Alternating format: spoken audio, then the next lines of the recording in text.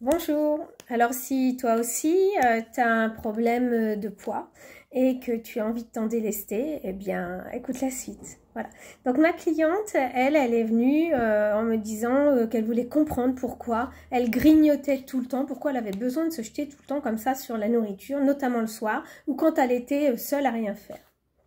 Donc on a mené effectivement, on a exploré et il y a, après la séance d'exploration, il y a plusieurs choses qui me conduisaient vers un syndrome du jumeau perdu. Alors j'ai déjà évoqué cet élément-là. Beaucoup d'entre nous ont eu un jumeau in utero sans que ça n'ait été su. Par contre les cellules, elles, le savent et ça laisse des traces. On a donc une fois travaillé là-dessus, identifié ça, son corps nous a donné des réponses. Et à partir de là, on a posé un acte concret, en fait, de libération. Et suite à cet acte concret, elle me dit, mais c'est pas venu tout de suite, en fait. Hein, ça a pris à peu près vraiment 2 mois pour s'enclencher. Et elle me dit, mais j'ai pas réagi non plus encore tout de suite. Et elle me dit, 1 mois et demi après, je me suis rendu compte que finalement, je ne grignotais plus.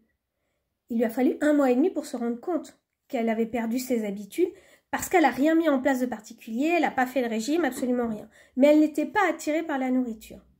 À votre avis, c'est quoi? Eh bien, en fait, c'est simplement que suite à cet acte, il y a eu une prise de conscience qui faisait qu'elle s'est dit « j'étais pas toute seule, mais du coup, il y a un vide à côté de moi, il y a toujours un vide dans ma vie. » Et aujourd'hui, ce vide, ce manque, il était douloureux jusqu'à ce qu'on fasse sortir les choses qui étaient enfouies, parce qu'il y avait beaucoup de choses qui étaient enfouies en elle et qu'elle refusait en fait de voir ou de faire sortir.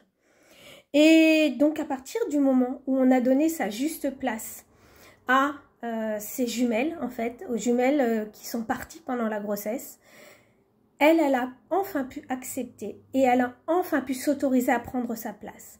Elle a enfin pu s'autoriser à renaître.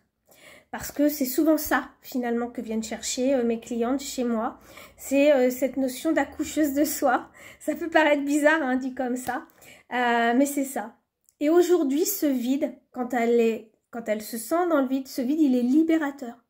Et là, vous comprenez que ça change tout. Mais vraiment tout, parce qu'elle n'est plus dans le manque, elle est dans l'apport. Et ce n'est plus souffrant, mais c'est agréable. Donc ça a changé complètement, elle n'a plus besoin de remplir ni de combler en fait des vides. Elle s'est autorisée à naître et pour l'instant, elle ne vit pas encore vraiment parce qu'elle n'arrive pas à passer dans l'action complètement pour tous ses actes. Mais c'est en train effectivement de se concrétiser. Elle va mieux au quotidien et ça, c'est ce qu'elle recherchait en fait dans l'accompagnement. Belle soirée, bye bye.